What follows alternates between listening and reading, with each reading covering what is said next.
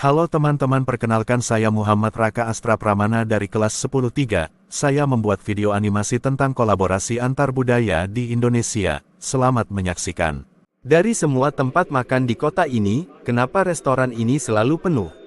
Apa karena menunya unik, atau karena ada sesuatu yang tak tertulis? Kadang rasa datang dari cerita, bukan cuma bumbu. Di sini, kami tidak hanya masak.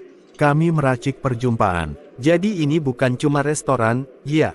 Lebih dari dapur. Ini ruang temu rasa, rasa dari Papua, Minang, Bali, Ambon, semua duduk di satu meja. Tapi ya, kadang mereka juga berdebat. Menarik, saya sedang menulis artikel tentang kolaborasi antar budaya, khususnya di bidang kuliner.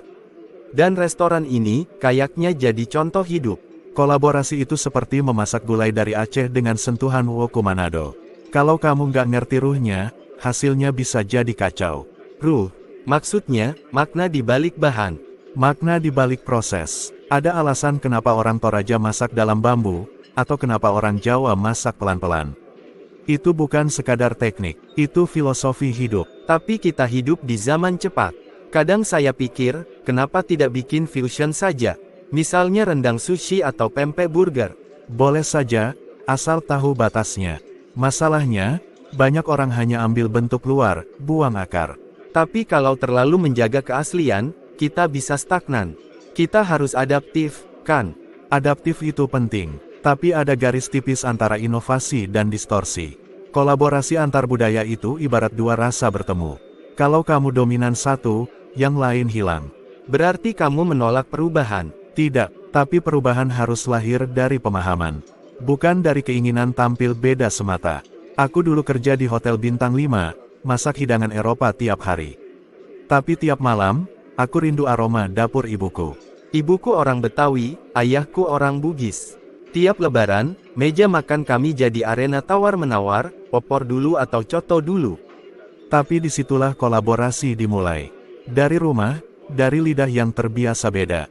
Indonesia tidak pernah seragam, justru di sanalah kekuatannya. Saya mulai paham, kolaborasi bukan tentang campur sembarangan, tapi tentang saling memberi ruang.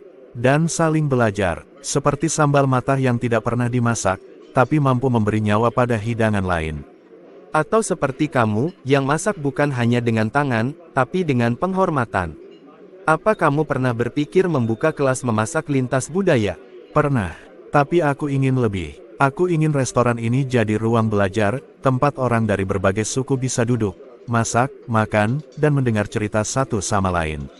Aku bisa bantu dari sisi tulisan, artikel, dokumentasi, bahkan buku. Kita bisa buat resep yang bercerita. Aku suka itu. Kita butuh lebih banyak orang yang bukan hanya menulis, tapi merasai. Karena budaya tak cukup dipelajari. Ia harus dihayati. Bayangkan jika anak-anak muda belajar sejarah bukan dari buku, tapi dari dapur. Mereka paham Sumba lewat jagung titi, paham Maluku lewat papeda. Itulah pendidikan sejati, yang melibatkan rasa, ruang, dan relasi. Terima kasih telah menyaksikan.